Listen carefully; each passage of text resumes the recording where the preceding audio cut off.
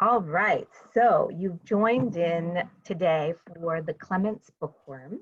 And as we already have been practicing, you can join in the chat, chiming in anytime along the way. I want to introduce Ann Bennington-Helber and Tracy Peovich because they will be monitoring the chat and helping to answer questions and providing helpful links along the way. In addition, if you have specific questions, please use the Q&A section. That makes it easier for us not to lose them. You'll see that the chat goes by very quickly. You can also upvote questions if there are questions that you have that somebody has already asked, and then we can post the answers with the questions. But we will try to answer those live as well. So this Bookworm presentation is brought to you today from the William L. Clements Library, located on the campus of the University of Michigan in Ann Arbor. At the Clements, we encourage and help along the discovery of American history through the paper sources that we have. We continue to acquire those sources, conserve them, and make them available to researchers and to the public. So check us out more at clements.umich.edu. All right, please note that today's session will be recorded, and we're happy to send that to everyone in an email later with any resources that are discussed along the way. I am going to stop the share for just a second so that I can go back and close that poll. And genre definitely won out, so I'm going to end that, share the results. Oh. You can all see. Interesting. I like wherever the new book fits, though. That's, I mean, that you can see on the back of my shelf, I've got some that I just had to shove in along the top because there's no rhyme or reason to that. They just got put in there. Exactly. I have a different bookshelf in the bedroom where I put all of the books I'm going to read just so that they can stare at me at night and vie for attention. That sounds creepy. Yeah. All right. So I'm happy to introduce Paul Erickson, who is the director of the Clements Library. And Paul is going to be in conversation with Megan this morning. Paul, go ahead and introduce Megan, please. Great. Thanks everybody for joining in today for this installment of the Clements Library Bookworm. And I am delighted to welcome today Megan Kate Nelson.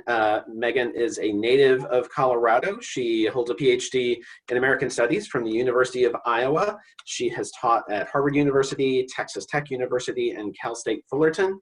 Her previous books, her first book was on the environmental and cultural history of the Okefenokee Swamp. Her second book was on ruins and the Civil War.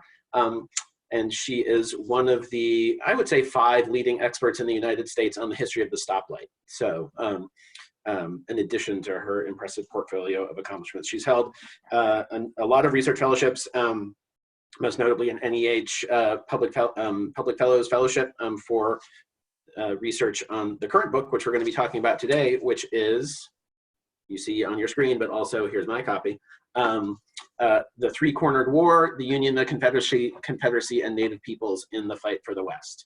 And I will just say about the background behind me, that is a picture of my backyard that I took half an hour ago, and by this point there is at least twice as much snow on the trees outside as there was 30 minutes ago. So Megan, thanks so much for doing this. Well, thank you so much for having me. Before we start, I just want to say 2 things. One is I'm coming to you live from Lincoln, Massachusetts, which is right outside Boston, where we will be getting your snow later tonight. So thanks for that. You're very welcome. Yes, and I'm also speaking to you from the traditional lands of the Wampanoag people, so I wanted to acknowledge that first. And also thank you so much to the Clements for really adjusting so quickly to these new and strange times that we find ourselves in, and allowing authors to come on and historians to come on and talk about their work, because this is you know, a very weird time for everyone. So I hope everyone out there is doing well and staying safe, and thank you for joining us today. Well, the Clements exists to encourage conversations about books and about history. So it was actually kind of a natural transition for us. So we're happy to be doing it. That's awesome. So every history book has, every project has an origin story. Every author has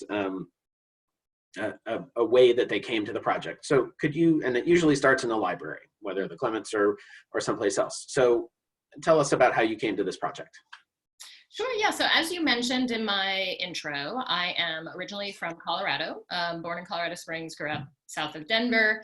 And when I was doing research for the previous book, for Ruined Nation, I was just doing general Civil War history research and found out that there were these battles in New Mexico during the Civil War, and that Colorado soldiers were very important members of the armies that were defending the Union against a Confederate invasion of the West. And I was sort of amazed, because I had never heard about this growing up in Colorado. I had never seen it really as any part of the landscape, although it is there. There are monuments in different places, which maybe we can talk about later, but it is there, but it's not emphasized. And so one of the driving questions for me was not only kind of what actually happened during the Civil War in the far West, and what did Colorado have to do with it, but also how come I didn't know about this? How come I had never learned about it? And why is it, you know, rarely discussed in Civil War histories? And so that sent me, I was visiting my parents in, you know, and I was shocked to learn this, actually. I went back to look at my files, and it was 10 years ago that I first went to the Denver Public Library, and they have a Western history collection and a reading room, and they have a small but really significant collection of Civil War letters and diaries and other kinds of documents and maps also. And that's where I ran into the diary of Alonzo Ferdinand Ickes, who at the beginning of the war was in his early 20s. He actually was from Iowa. His family had moved, he's actually a Midwesterner. His family had moved from Ohio in the early 1850s to Iowa. And so then I had that Iowa connection with him as well. And then in 1858, there was gold discovered in Colorado. And this is also something I had not really heard about. I'd heard a lot about the silver mining history of Colorado, but you know, I think California, as it is wont to do, sucks up all of the gold rush kind of interest and history. And so I had not known that there was a gold rush in Colorado. And in fact, Alonzo Ickes took part in it with his older brother, Jonathan. So they came to Denver in the spring of 1859 with tens of thousands of other young men. Mm-hmm. And what's really interesting about this is that what that meant was when the Civil War broke out in the spring of 1861, there were still tens of thousands of young men who were able to serve in the army, you know, of the age and the disposition to serve in either the Union or the Confederate Army. It was sort of up for grabs at the moment, but they were there because of gold mining, and they were available to defend Colorado and New Mexico territory from the Confederates for that very reason. So I found Ickes's diary. It is in the collections, as I noted before, the Western History Collection. So you can see an image of it here. It was in kind of bad shape, but actually the pages are in very good shape. And his penmanship was really impeccable. And this is one of the things I'm sure a lot of historians talk about, a lot of researchers. When you find a source who has legible handwriting, it's just like a miracle, and you love them more than the other sources that you have. So Ickes's diary takes place almost entirely from October of 1861, when he mustered into the Union Army. He came down from the mines in Breckenridge and began to train in Canyon City, which is kind of in the mountains west of Pueblo, Colorado, and then marched to war into New Mexico in January of 1862, and he fought at the Battle of Valverde, which was the first military engagement between Confederate Texans and the Union Army of New Mexico. And he is a really interesting, he was a really interesting source for me. He was my first protagonist of the 9 people who are included in the book. And I wrote about him first. Although there is some evidence that the diary has been kind of worked over a little bit and probably revised, but he was very open about the reality of life on the ground, of being a white man in this particular time period. He was very open about his racism, particularly against Hispanos in New Mexico who were serving in the Union Army with him. He was very open about the amount of drinking they did and carousing and all of their extremely bad behavior as part of the Union Army of New Mexico. So he was a very good source for me, not only in tracking kind of those soldiers' experiences, but also in giving me a really vivid voice in the book, because I think his voice really does come through in his chapters. He has a very, very specific and vivid points of view. Mm-hmm. So a heavy drinker with neat handwriting sounds like the ideal source for any historian. Yeah. We should all be so lucky. So for people who know the history of the Civil War, when they think about the Southwestern theater, as you mentioned, the desert Southwest is not what they think about. You know, when they think about the Southwest and the Civil War, they think of Vicksburg. Yes. And the battles that you're talking about take place 1,000 miles farther west. And as you said, this is a history that people don't know. So what was the Confederates' goal in invading New Mexico? Were they just trying to stretch out Union forces and pin them down, or did they actually think that the Confederacy was going to be a continental nation in the same way that we think about from Manifest Destiny from the 1840s? Oh, definitely. The Confederates definitely thought of this army that was coalescing in the summer of 1861 in Texas under the command of General Henry Hopkins Sibley. They thought of it as an army of invasion and occupation and expansion. And it is the only army in the Confederate, kind of the larger Confederate body, that had that particular focus. And the reason that it did is that, you know, all of the pro-slavery Southerners who then became Confederates had been talking about and thinking about the West for years, basically ever since the acquisition of the territory by war and by diplomatic means and purchase in the Mexican-American War, and then the Gadsden Purchase in the late 1840s and 50s. And there was a lot of interest in how to integrate this enormous region, which is 40% of the United States landmass, how to integrate it into the Union in a bunch of different sorts of ways. Driving a lot of this conversation for the Southerners was Jefferson Davis, who of course then becomes the Confederate president. Initially, he was involved in 2 different projects, one involving railroads, and this is, I believe, one of the maps for the exploration routes, where they were trying to figure out where they were going to put a transcontinental rail line. And of course, Northerners were advocating for the kind of central and northern routes, and the Southerners were advocating for the southern route along the 32nd parallel that goes right through New Mexico territory, which you can see here in this early period and through 1861 and 1863. New Mexico is actually extends from the Rio Grande to the Colorado River. So what we would think of today as New Mexico and Arizona, but then it was all New Mexico territory. So the Transcontinental Railroad line was one thing that they were arguing about and was driving the country, you know, further apart. And Davis's other project, which was sort of his pet project when he was the Secretary of War, was the camel importation scheme. So, and I know you're excited about this, Paul. Yeah. Talk about camels. Everyone wants to talk about camels. So Davis convinced Congress to give him $35,000 to send boats and wranglers to the Middle East to acquire camels, to bring back to Texas, and to specifically train them as cavalry mounts to fight against Comanches and Apaches. So they did, in fact, end up bringing about 80 or 90 camels back to the US as part of this project. And they did, in fact, try to train them as part of what is called the Camel Corps. And a certain segment of them actually made the trek from Texas to California, to Los Angeles, to Fort Tejon.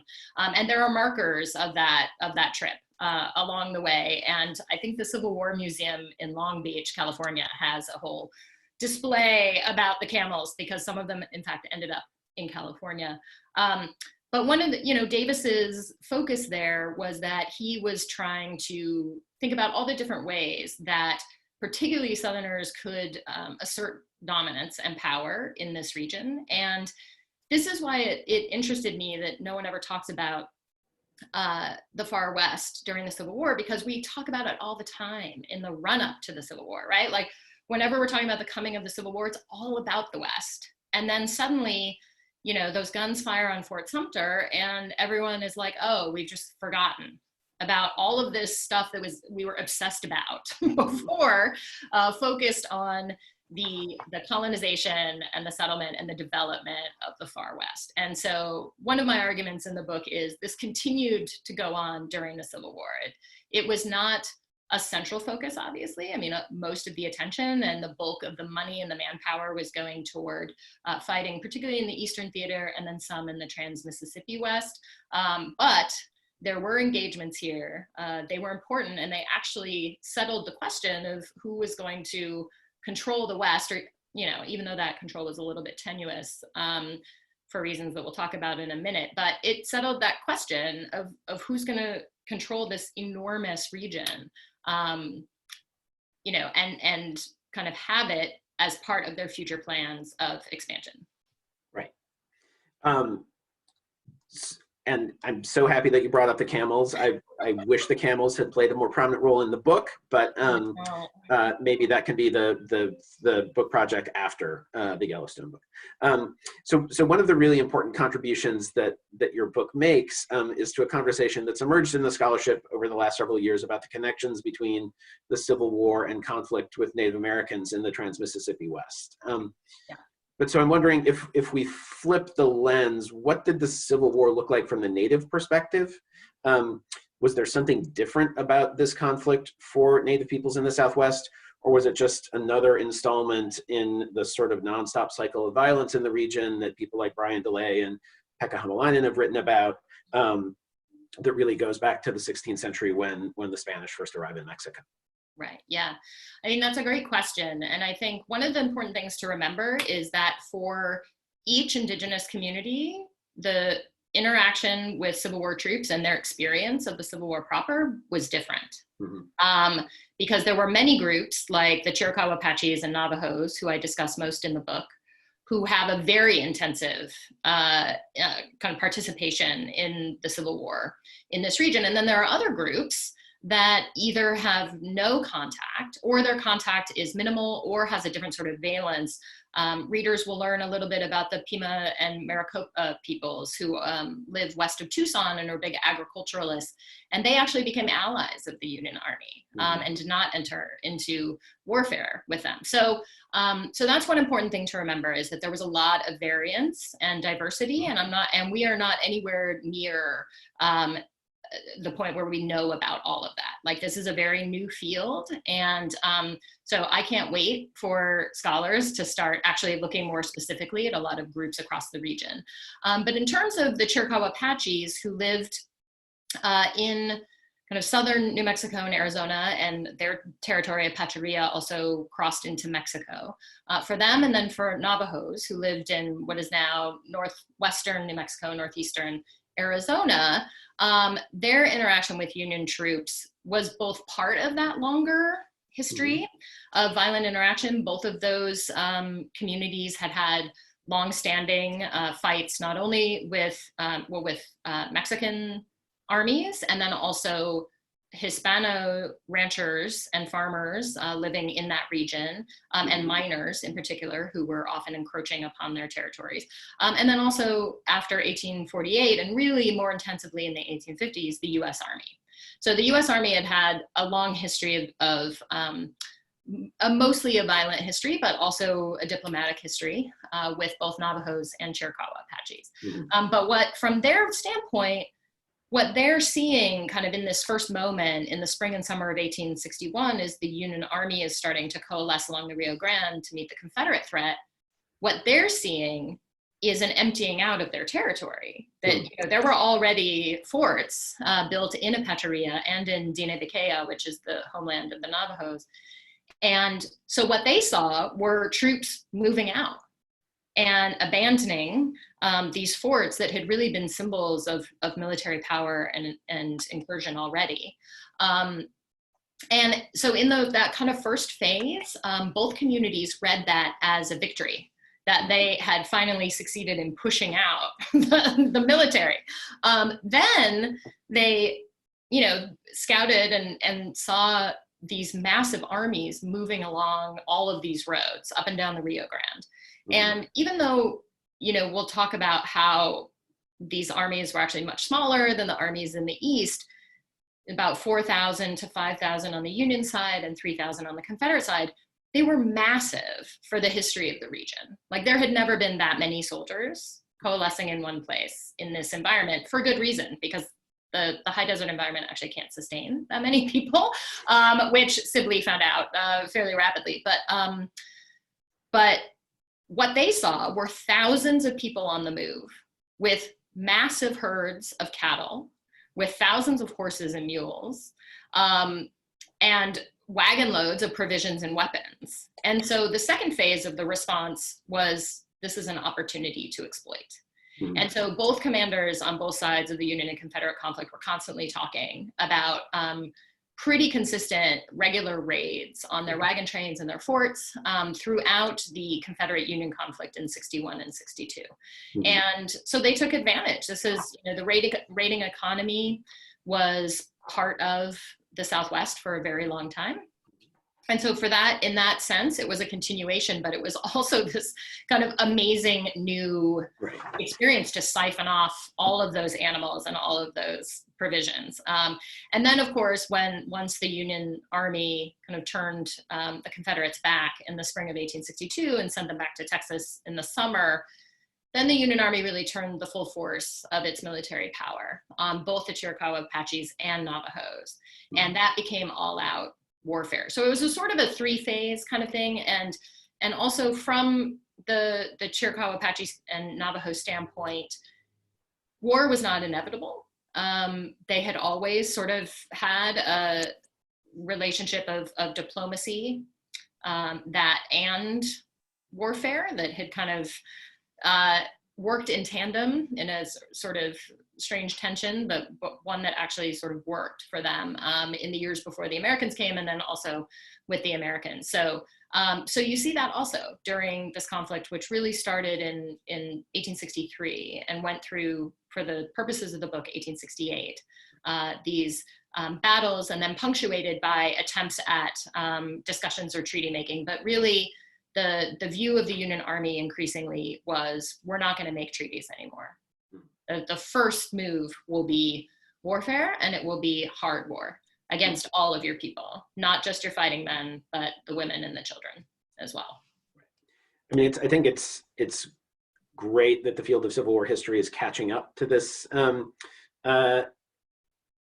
including Indigenous experience in the history of the war. It's been so central to the way that people write the history of the Revolution and the War of 1812, for instance, and it's always been, I think, a big gap in the way that people write about the Civil War. So that's a welcome change. So your book focuses on a fairly large cast of main characters. I think there are 9 people that the book revolves around. Kit Carson is probably the only one that most people will have heard of. But 2 of your main characters are women, which is something that people might not be expecting for a book that's mostly about the military history of the Civil War. So could you talk a little bit about how the particular conditions of conflict in the Southwest allowed women to play maybe a different role in the Civil War as it played out there than was the case in the Eastern Theater? Sure, yeah. So who you see here is Louisa Canby, who was married to the colonel in command of the Department of New Mexico during the conflict with the Confederates. She was in Santa Fe through the entirety of that war effort, even when her husband, E.R.S. Canby, who most military historians know as Edward Canby, but she and all of their family called him Richard. Anyone who knew him called him Richard. So I refer to him as Richard throughout the book. But he leaves and goes down to command troops at the Battle of Valverde, and then to sort of track the Confederate retreat. And she's alone in Santa Fe. So this is an interesting element of the war. I think it has been increasingly a topic for historians. There's a great edited collection called Occupied Women, which is about women in this very situation that Louisa Canby found herself in, where the enemy troops have come in and they're occupying your space, and how do you deal with them as a woman, and often a woman alone without male protection in this context. And then there's also a new book out called The Home Front War. And this is also an edited collection of pieces that are about a lot of different kinds of people, some army wives like Louisa Canby, but also women who are participating in guerrilla warfare efforts as part of hard war strategies, where the war is not necessarily happening always on the battlefield, right? It's happening in towns, it's happening in households where women are involved. So readers of The Three-Cornered War will meet Louisa Canby kind of at the beginning as she's waiting in Santa Fe to hear about the Battle of Valverde, and then choosing to stay. And then she becomes an occupied woman when the Confederates take first Albuquerque, then Santa Fe in early March of 1862. And then she actually organizes a nursing campaign to help Confederate soldiers after what turned out to be a disastrous battle for them at the Battle of Glorieta. So she becomes known. I found out about her because the Confederates who were writing about their campaigns refer to her as the Angel of Santa Fe. So she's one of these interesting people who was beloved by both Union soldiers and Confederate soldiers, which is an interesting position for her to be in as the wife of a Union Army commander. So she almost got in trouble for some of her actions, but mostly people kind of lauded her merciful actions. Now, Juanita, who is the other woman whose stories continue through the entire book, has a little bit in common with Louisa Canby in that I think we can see her a little bit as a kind of army wife, in that she was married to Manuelito, who is a very powerful headman of the Navajos, and she traveled with him through this entire time. She married him, almost right before the Civil War began, and she and their children were with him constantly through the 1860s. And the Union Army was very focused on capturing him. He was one of what were termed the fugitive Navajos, who did not originally surrender in the winter of 1864, but stayed out in Navajo country, kind of making trouble for the Union Army through 1866. But Juanita also gave me the opportunity to talk about hard war and how it affects communities and women and children in particular. Also talking about her allowed me to really highlight the very important role of women in Navajo society, that they were economic drivers in many ways, because they took care of the sheep, they spun the wool, and they wove blankets that became a very important part of trade in the region. And so, Juanita was well known in her community, and as the wife of a very powerful headman, she also had some influence on him. And I was able to build her story not only through Navajo oral histories that were collected within the community, but also because of the work of one of Juanita's descendants, a Navajo historian named Jennifer Nez Dennett-Dale. So if you're interested in her story and more of Manuelito's story, Dr. Dennett-Dale has published several books, not only on Navajo society, but also on both Juanita and Manuelito during this period, during their time in the Navajo homeland, and also resisting the Union Army, and then also their experience on the Long Walk, which was their forced removal after surrender to the reservation at Bosque Redondo. And that story, her story, really dominates the final part of the book, because this was the central point of the Union campaign. So it was interesting to build their stories, though, because neither one of them actually created documents or diaries or letters kind of where I would have their own voice. So this was one of the challenges. I think a lot of historians face these challenges, especially when we're writing about people who are not great white men, who are more marginalized, who are not entering the written record in the same ways that men are doing. And so we are forced as historians to really, or sort of, I shouldn't say forced, challenged to build their stories in different ways. So to tell their stories, I was reading a lot kind of more widely about women in indigenous communities and about the history of textiles. I went to the Navajo Nation Museum and looked at a lot of both blankets and dresses from that period, woven textiles, but also baskets and other kind of items that they would have had, that women would have controlled as part of household items. So their stories together, I think, gave me a really good opportunity to point out that, war doesn't always take place solely on battlefields. I have other questions, but I see that we have participants asking questions through the Q&A thing. So maybe I will turn it over to Angela if you want to pose some of those questions for Megan.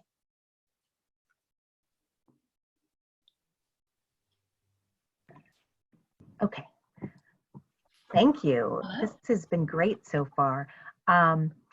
We had a question, we've had a couple of questions about Ickes. And so one person was asking how Ickes's diary compares to James Riley Weaver's diary. I have not read that diary, so I'm afraid I cannot answer that question in terms of content or style. So I'm sorry about that. Is that a Clements, a diary that's at the Clements, Angela, do you know, or? I'm not sure. It's a good question. Strauss, if you're still on, maybe you can give us a little bit of background. Yeah. If I can get some background, I can probably tell you how it may or may not. But yes, unfortunately, I have not read it. And then we also have questions about Ickes and if there's a reason why he joined the Union Army. Was he just an adventurer? Did he need a job? Was he committed to the Union cause? I'm going to pull the ultimate historian thing there and say yes, all of those things.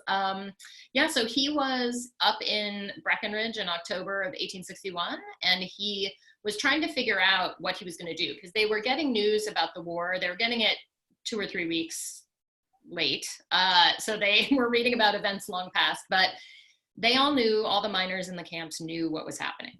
And they were all trying to decide really what to do because they were coming up on the winter season. And if any of you, I know, Paul's backyard is feeling very wintry right now, but winter in the Rocky Mountains is no joke, right? So, and miners didn't usually continue their work during that season. So most of them would go do other jobs or kind of do other things during that period. So this was a really good time for them to think about like, okay, well, I'm not going to be working on my claims. So I might as well go get paid, get a new set of clothes, get trained with a firearm, although many of them already knew how to use weapons, and, have a good time and go fight some Texans. And so that was really the attitude, but also Ickes, he wrote home and said that he thought it was his duty to do everything that he could to support the Union cause. He did not have any qualms about joining the Union Army. There were divisions within mining communities. This is a very kind of interesting component of this because of the way that people migrated to the West and to mining communities. There were actually large numbers of both Northerners and Southerners there. So in different places, you would see people, there were fights in bars, there were fights after political speeches, there were fights at flagpoles where people were trying to raise a Confederate flag or a Union flag. And a lot of these mining towns were really kind of up for grabs in terms of who was going to control them. But the miners in Breckenridge, actually their first move when the war first broke out, most people will know Breckenridge as a ski resort, but it was initially a mining town that was named after John Breckenridge, who was a presidential candidate in 1860 from Kentucky. And it was originally spelled as Breckinridge spelled his name, with an I. And so the miners' first act of kind of, loyalty to the Union was to change the spelling so that the town was no longer named after a Confederate who had seceded from the Union. So that was their first, kind of symbol, and their first act of loyalty. But a lot of those miners went with, a lot of his friends went with him into what became known as Dodd's Company. And went with him to fight. And for all of those reasons, because they were loyal to the Union and wanted to fight for the Union against this Confederate invasion, because they were bored and they needed something to do, and because they thought it would be fun. They really did want to fight. Ickes's view of that changed a little bit after Valverde, because several of his friends died, and the company had huge casualty rate. But for the most part, they thought, that this would be a kind of a natural extension in some ways of being in the mining camps, a kind of a new and different kind of adventure. That's one thing that comes out really clearly from the book, and also from reading, any diaries from soldiers from this period, is they thought that fighting in the war was going to be really exciting, and they wanted to be in combat, and they hated doing stuff that they thought was boring. And your book draws that out really well, about how all these young men, they just wanted to be in battle. And they were doing boring things 95% of the time. Right. Yeah, they were. That's why, this focus, so much of the focus on Civil War history is on these battles. I can't, the thousands and thousands of books written about just battles. And the battles are important. There are 3 battle chapters in the book, and you see them from different points of view. These are the chapters in which multiple protagonists will come together, and you'll see that the fight unfold from those different points of view. And so they are important, but they're not everything. And in fact, the more important in this region in particular was logistics. Moving thousands of men through a high desert landscape for anywhere from 600 to 800 miles is a huge undertaking. And some commanders were better at it than others. Yeah. Yes. And, the soldiers in James Henry Carleton's California column ended up really admiring him for keeping them alive on the march from Los Angeles to the Rio Grande. Whereas Sibley's troops, by the end of this campaign, were calling for him to be court-martialed and removed from the army because of all of his mismanagement. Thank you. We have a question from Mike asking if you can discuss the Confederate influence in Arizona. Oh, yes. So a little known fact that you will come away from the book knowing is that Arizona actually began its life as a territory during the Civil War and as a Confederate territory. So the first chapter of the book follows one of the protagonists, John Baylor, who's a Texan legislator, lawyer, rancher, Indian fighter, Indian hater, who leads this first small contingent of around 350 mounted Texans across the border, takes the small town of Mesilla in southern New Mexico territory, and forces the surrender of 400 troops, federal troops at Fort Fillmore.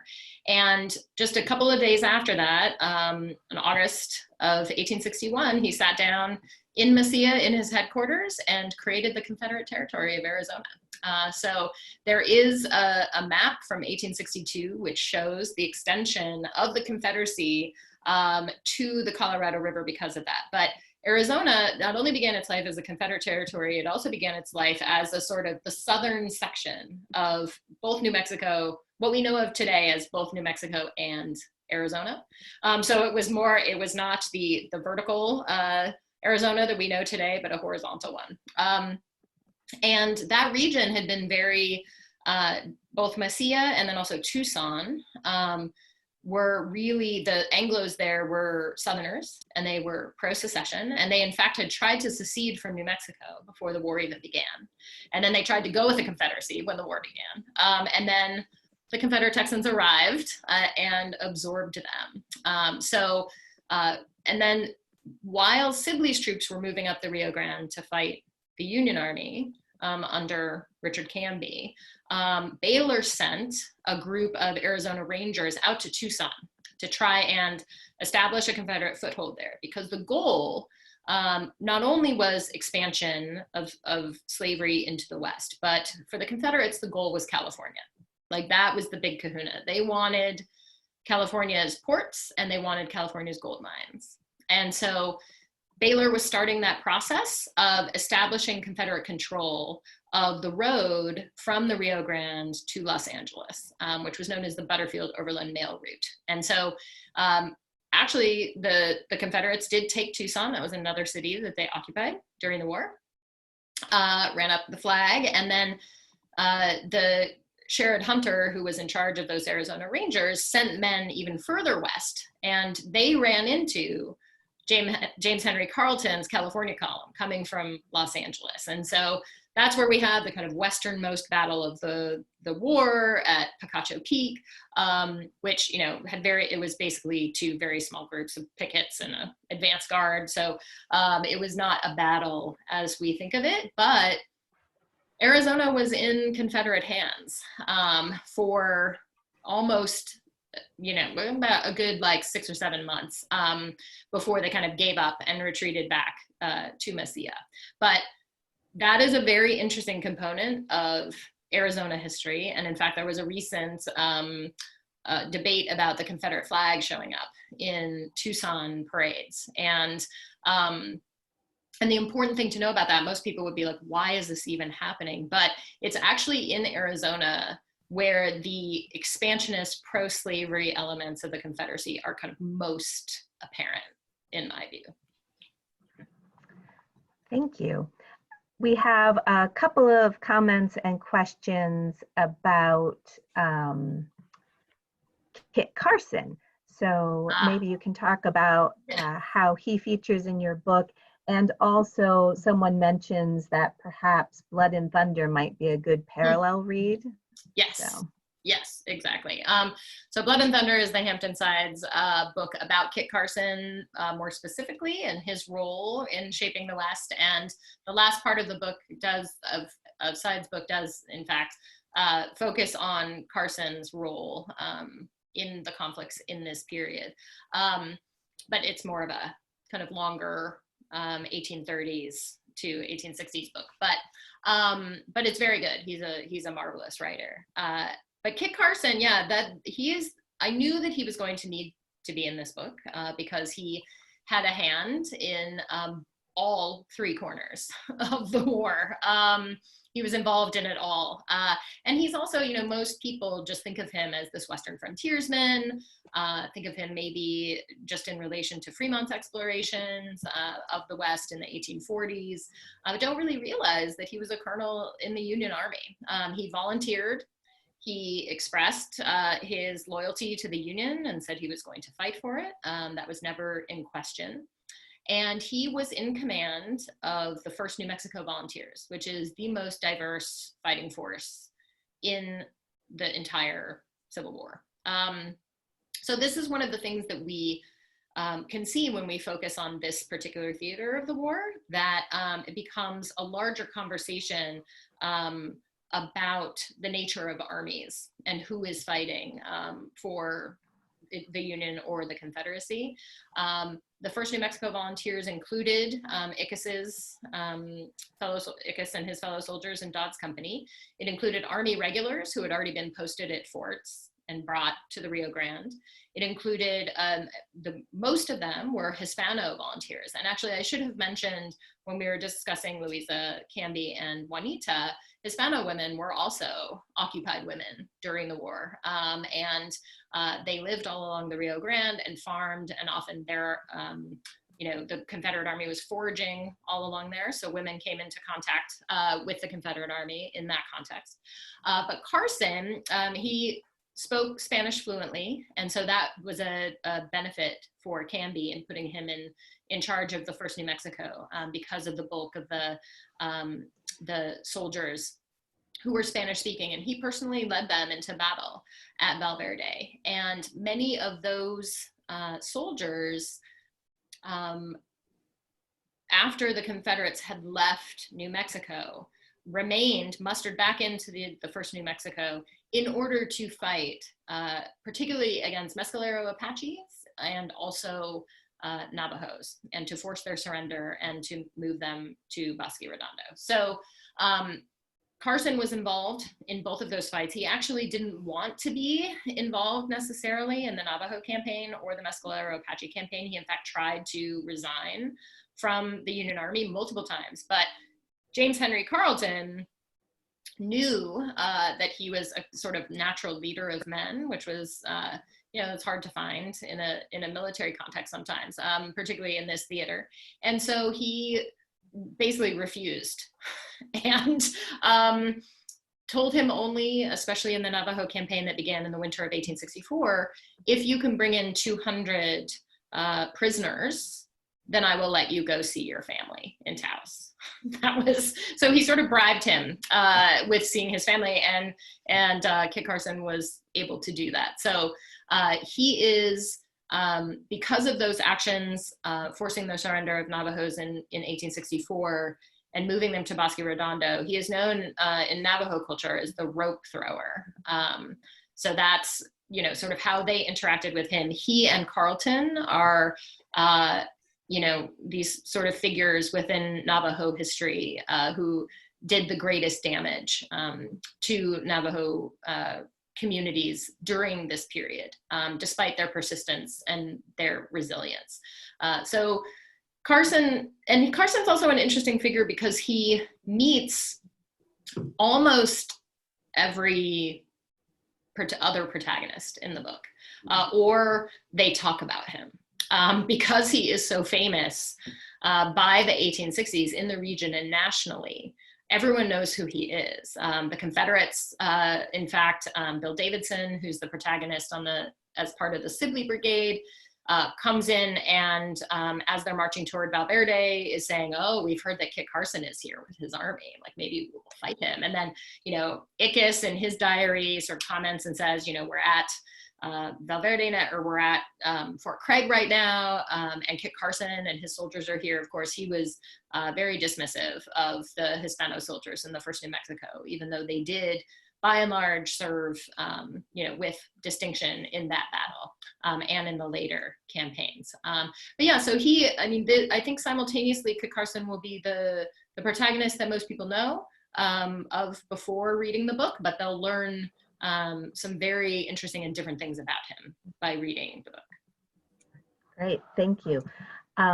We're already at 10:50, so I'm just going to do a couple of housekeeping things. We still have a lot more questions, so we'll try to answer some of those after I'm done with the housekeeping, but I just want to make sure that I'm aware of people's time.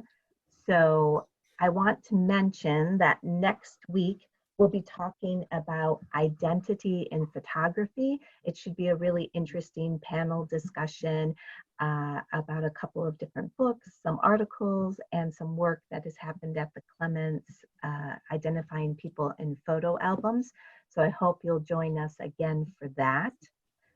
As well, we have various other upcoming topics planned: presidents and leadership, biographies, Underground Railroad, business and labor history, and looking at the social distancing possibilities going on for a while. We would love to have more people participate in presenting the Bookworm, thinking that we'll probably want to keep this going for a while. So you can email me at angmo@umich.edu to become a presenter. And I'm going to launch a poll as well. So if you're interested, you can respond there and I will be able to follow up with you. All right, so I'm gonna stop the screen share and go back to the questions, but I wanted to give everybody a chance in case we needed to, whoops. Sorry, there we go. Launch polling. There we go. Okay, so yes, if you'll give us feedback, that would be lovely. But I see we still have quite a few questions left. One that I thought was really interesting is asking you to talk more about how looking at textiles helped you learn more about Juanita. Mhm. Yeah, so Juanita was known as a very proficient weaver. And in fact, her Navajo name means lady weaver. So that was interesting in and of itself, that she would be identified so closely with that form of production. And so I was interested in the role of textiles, not only in kind of creating women's power in Navajo society, and a way to understand Juanita a little bit better. But also, I wanted to know about their role in the trade and how particularly the Bosque Redondo experience may have shifted that textile history. And something that's really interesting, because they were removed more than 400 miles from their homeland, women did not have access to the same kinds of plants that they could create dyes from. And what James Henry Carleton, who was the Union commander in charge of Bosque Redondo, wanted them to do, he definitely wanted Navajo women to continue weaving and to continue making blankets and clothing for themselves, so that they could become self-sufficient. This was part of the whole program, that the men would farm and the women would continue to both help them do that and to continue this practice of textile making. Because again, and you'll read a lot more about this in the Three-Cornered War, but the logistics of supplying Bosque Redondo really fell apart and created a humanitarian crisis and between 1864 and 68.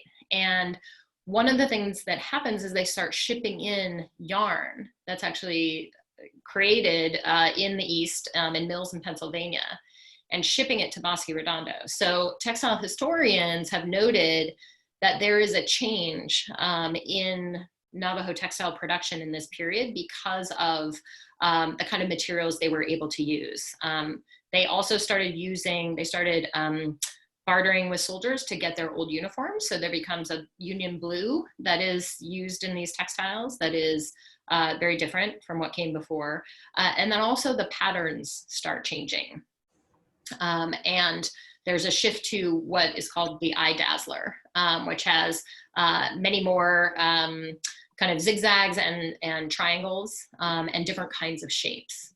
And that is just really fascinating to me in terms of a way to track people's experience on the ground of this, what really was an incarceration. And in fact, Carleton called, whenever he referred to Navajos, he called them his prisoners. And Bosque Redondo, as a reservation, was not under the control of the Bureau of Indian Affairs, but the War Department during this period. And so textiles were a way for me to access that experience on the ground. Were women able, because their sheep herds actually were very much depleted by this time too, so they were not able to produce as much, but Carleton was trying to get them other kinds of sheep, which also changed the nature of the textile because the wool was different. So there are lots of ways that textile historians can track change, and also a kind of distinctive moment of trauma in the community that kind of changes the way not only the actual materials in these textiles, but also the designs and the patterns, which are telling a different kind of story. Wow. We have some other interest in how you incorporated Indigenous women and the events surrounding them, and wondering how, what your tactics are. How, when you started this project, at what point were you able to see them woven into the framework of your book? Mm-hmm. And in the chat, there's a specific question about sort of how you deal with archival absences and how you sort of address that. Yeah. Luckily, I had, especially for Navajo history and for building Juanita's story, I had sources that were produced by the Navajo community itself, which was fantastic. They started collecting oral histories of the Long Walk in Bosque Redondo, and and publishing them so that I could read them, which is really wonderful. And they also, there's a historian named Ruth Russell who wrote a history of women in Navajo society, which gave me a really good sort of primer for kind of how Juanita might have lived as a traditional Navajo woman. So I did have the benefit of Navajo generated sources, like not only written sources, oral histories, and then also, of course, material culture and textiles. Also for the Bosque Redondo element and part of the book, there were lots of military records created that actually give us an interesting look at women's lives, because Carlton was so meticulous in some aspects of running the reservation. He actually had the soldiers do a census every morning of men and women and children. And so you can actually track sort of what women are, are they gone? Are they in the hospital? Have they escaped? There were several what they called breakouts, which were larger groups, usually of kin groups, who would leave the reservation at different times in an effort to escape. And we knew exactly how many women were with them and children because of that.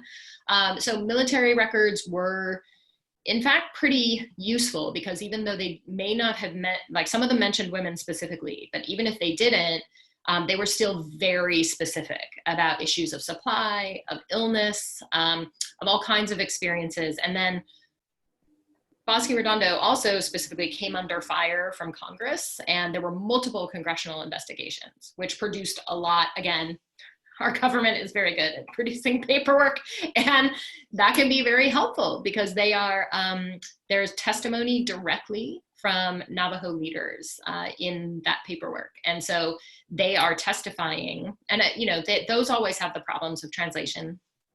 And in this case, they were being translated from Navajo to Spanish to English. And so it has those kinds of issues, but there's still kind of amazing sources coming from individuals. And even though it was men who were testifying, they were speaking about the entire community, and particularly about women and children and mortality rates and things like that. So I was lucky in that respect for building the story of the Navajo experience, that there were, of course, archival silences, but there was also a really a significant profusion of source material that was really rich and amazing. For Chiricahua Apaches, there was not as much because of the nature of that society, and because they did not have the same experience of warfare and removal and incarceration. Most of those of the history of Mangus Coloradus, who's one of the protagonists, I did have to build through US military records. But, again, sort of like Manuelito, Juanita's husband, Mangus Coloradus was a real target for the Union Army. So they were always talking about him. And he was one of the most well-known figures in the Southwest throughout the 1840s and 50s, and then also into the 1860s. And so everyone was talking about him. Everyone knew who he was. And then also when they would meet with him, he was quite a diplomat in addition to being a war leader. And so his words are transcribed in a lot of different kinds of documents, most of them Army documents, but some created by others. So I was able to kind of corroborate his experiences. And there are also oral histories collected from this community a little bit later on during this period. So those were really helpful as well.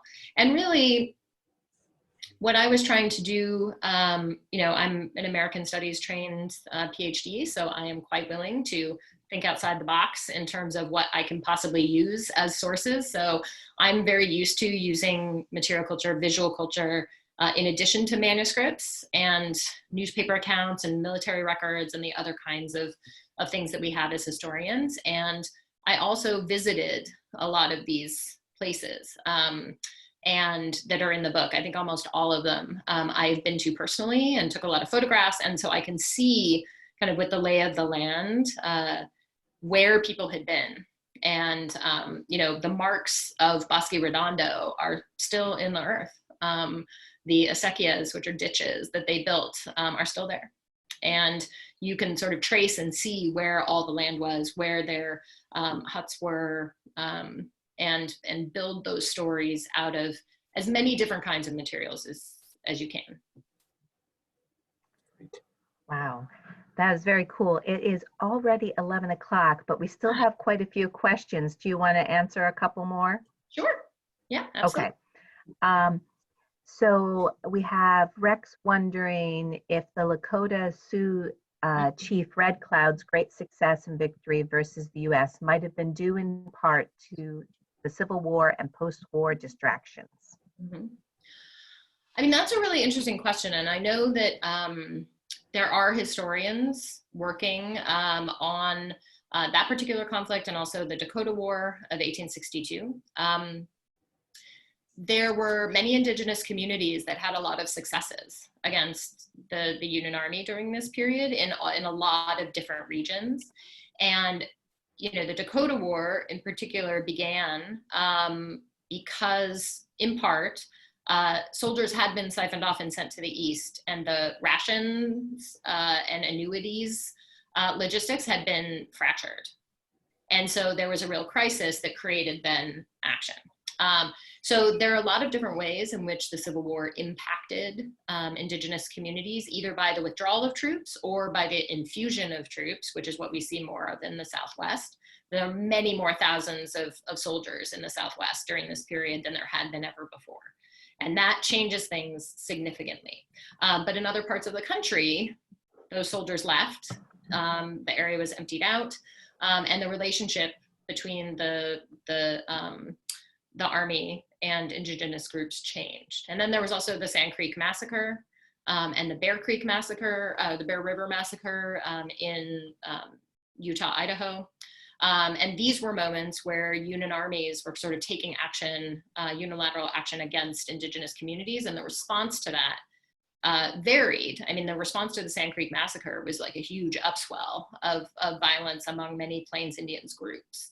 And James Carleton in New Mexico was actually quite worried about that. That was November 1864, and he was worried that there was going to be a general uprising. And so he kicked up his kind of search for fugitive Navajos during that period to try and get them to Bosque Redondo before they could be absorbed into what many military officers thought was going to be a general uprising among all Native peoples in the West. And that didn't end up happening, but there were different groups who had different kind of levels of success due to different elements of Civil War engagement. Speaking of the Sand Creek Massacre, William Marvel is wondering if Ickes was part of the 2nd Colorado Cavalry detachment that took part in Sand Creek. He was part of the 2nd Cavalry, but he did not take part in that action. He actually, as readers will find out, spoiler alert, he gets kicked out of New Mexico with Dodd's company for behaving so badly and in an act of insubordination against an officer who refused to give them whiskey after they cleaned their quarters one Saturday in November of 1862. So Carleton was like, I've had enough of you Coloradans, get out. And there were multiple Colorado contingents and they went to different areas, but Ickes was part of the group that was converted to cavalry, and he fought Confederate guerrillas in Missouri and Kansas and part of Indian Territory in the second half of his service. And then he mustered out actually right around the time of the Sand Creek Massacre and returned to Iowa. So he did not take part in that, but Shivington, who was the officer in charge of that massacre, who really led it from the beginning, was the hero of Glorieta Pass. He, during that battle in late March of 1862, he had been sent on a flanking maneuver to get behind the Confederates, and this is kind of a little northeast of Santa Fe, and they destroyed their entire wagon train. And then went back the way they came. And he also had led troops in the Battle of Apache Canyon, which had happened 2 days before. So Shivington was like, everybody knew about him. And Ickes actually, Shivington ended up with Ickes at Fort Craig kind of as the Confederates were retreating. And he really admired him. He was like, oh, like he noted in his diary, like, oh, Shivington has arrived and he's a man of action. Like, we really like him. And at that point, you know, he was really lauded in the army for taking part in this defeat of the Confederates. But then, you know, views of him changed after Sand Creek, as they well should have. Yeah, so, but there is a lot of overlap between these actions in New Mexico and then also the Sand Creek Massacre and the soldiers involved in that action. So you also had mentioned that the Union Army attitude, you know, that it changed more to outright war than peaceful coexistence. And so people are wondering if that was a directive from Washington, if it was official US policy. Yes, I mean, it was, so the Indian campaigns that Carleton undertook against the Chiricahuas and then also the Mescalero Apaches and Navajos, starting in really the fall of 1862, but really ramping up in 63 and 64. You know, he had originated those campaigns. And part of the reason he did that was that he had, you know, 4,000 troops who still had 2 years left to serve. And he had to do something with them because otherwise they would do what Ickes's company had done and get into trouble. And so he wanted to put them toward particular projects. Also, Carleton had kind of on the march from Los Angeles to the Rio Grande, his troops had fought a battle with Mangus Coloradus at Apache Pass in July of 1862.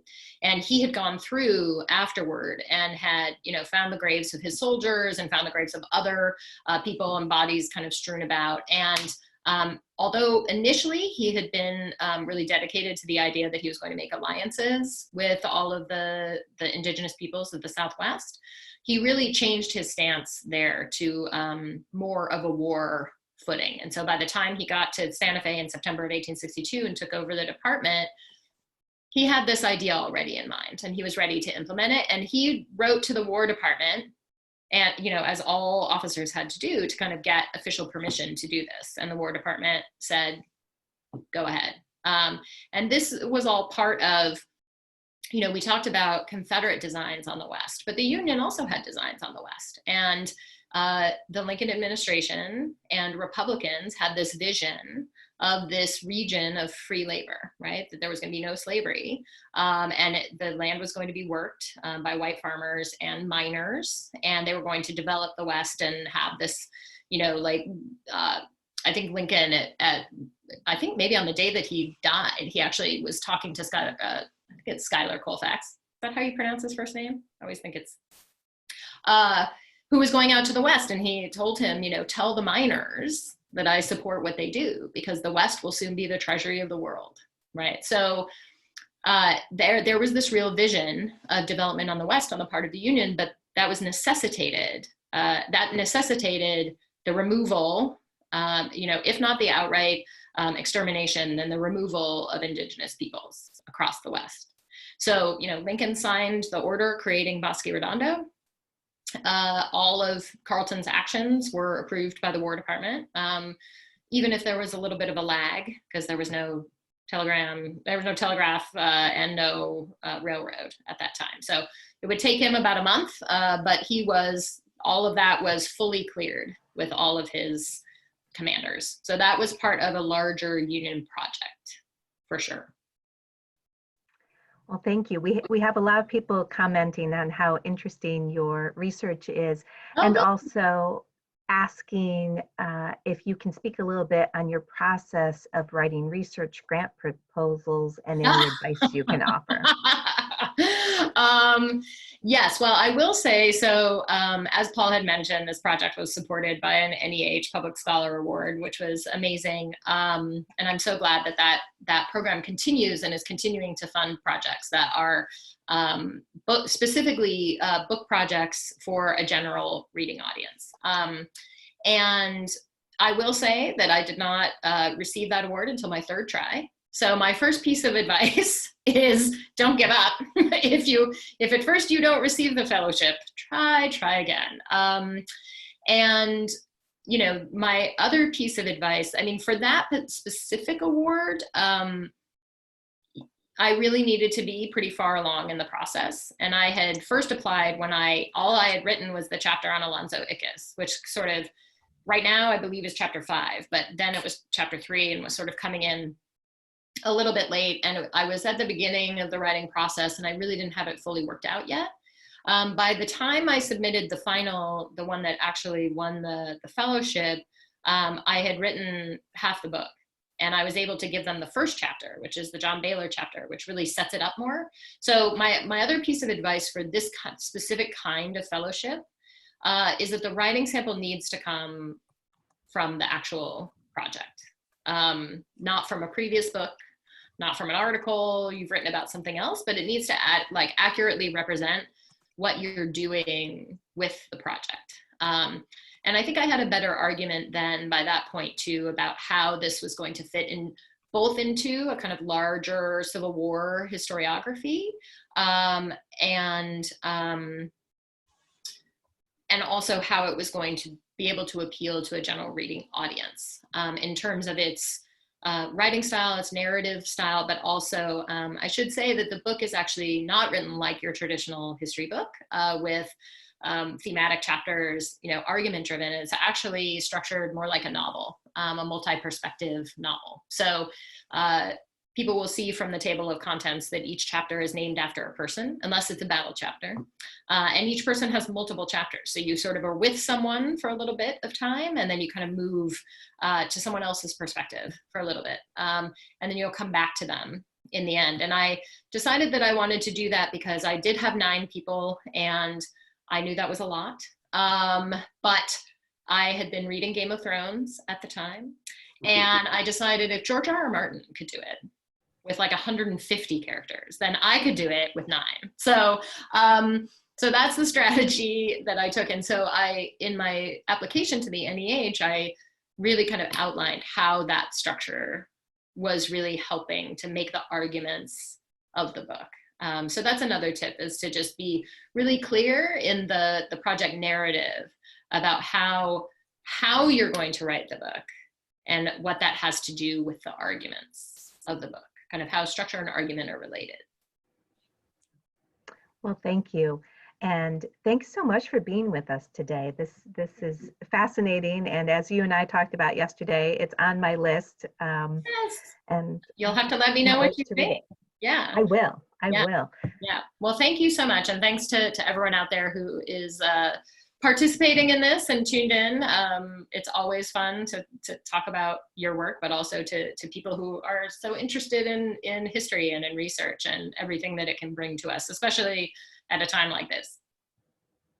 Great. Thank you Thanks, so Megan. much. And thanks Thank Paul, you. for asking the thank you, questions Paul. today. Yeah.